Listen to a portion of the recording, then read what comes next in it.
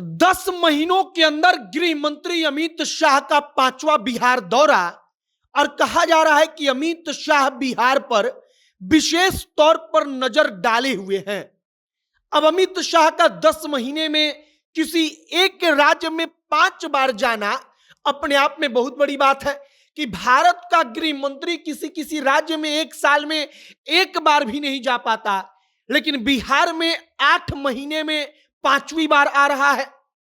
अब अमित शाह जहां पर रैली करेंगे, जरा सा उसका गणित समझिए, तब आपके दिमाग में घुसेगा कि अमित शाह कर क्या रहे हैं। अमित शाह मुजफ्फरपुर में रैली करेंगे। वहां पर कहा जा रहा है कि 2 लाख लोगों की भीड़ रहेगी। अब उस भीड़ में सबसे बड़ी संख्या रहेगी किसानों की, पैक्स अध्यक्षों की और सहकारिता क्षेत्र से जुड़े लोगों की। मतलब कि इस बार टारगेट पर सीधे तौर पर किसान है। और किसान का मतलब कि जो किसान बिहार में खेती कर रहा है, उन किसानों को अमित शाह सीधे तौर पर अपने साथ जोड़ेंगे।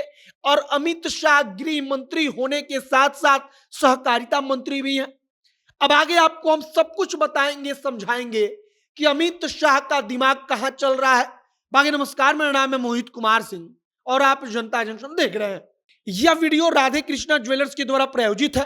धनतेरस और दिवाली के मौके पर इस साल भी आपके लिए विशेष तौर पर ऑफर लेकर आए हैं, जहां सोने की खरीदारी पर उसके मेकिंग चार्ज में 35% की छूट, डायमंड वैल्यू पर 15% की छूट, सिल्वर की मेकिंग पर 20% की भारी छूट है। इसी के साथ हर 10 ग्राम या उससे अधिक की खरीदारी पर आपको एक सोने का सिक्का मिलेगा बिल्कुल फ्री में।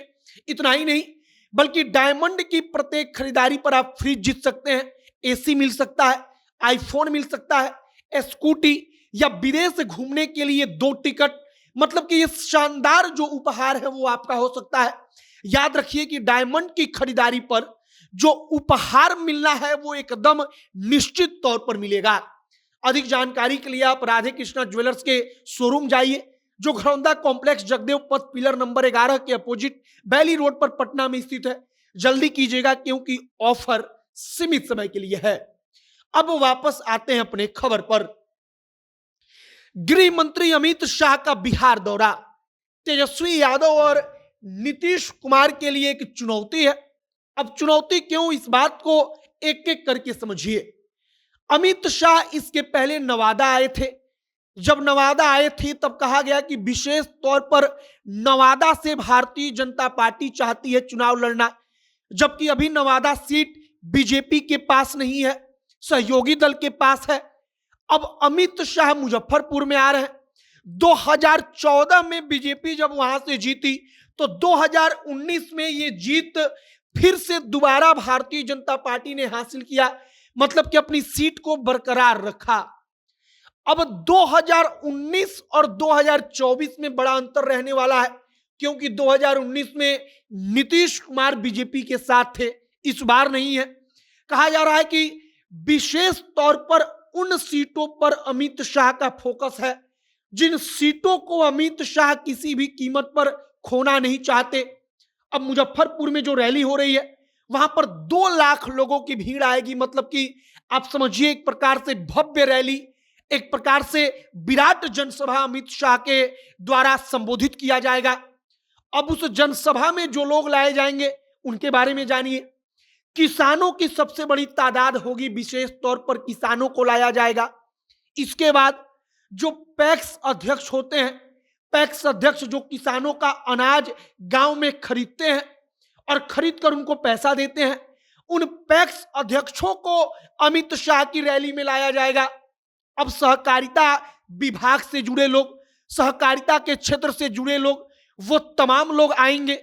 और अमित शाह सहकारिता मंत्री भी हैं भारत सरकार के, तो इस लिहाज से अमित शाह की जो जनसभा हो रही है उसमें एक सिस्टम तैयार किया गया है कि किसान, पैक्स अध्यक्ष और सहकारिता क्षेत्र से जुड़े लोग, मतलब कि समाज का जो 3 अलग अलग हिस्सा है उस पर अमित शाह मुजफ्फरपुर से एक साथ कब्जा करने की कोशिश करेंगे।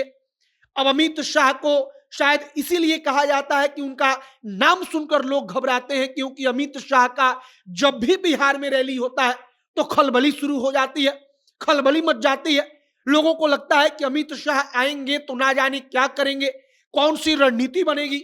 और नवादा जैसी सीटों को तो लेकर कहा जाता है कि अमित शाह पूरे देश में 50 लोकसभा सीटों पर खुद को जीत दिलाने के लिए जिम्मेदार बना चुके हैं, और उनमें से एक सीट है नवादा, और नवादा के बाद बिहार की और ऐसी 4-5 सीटें हैं।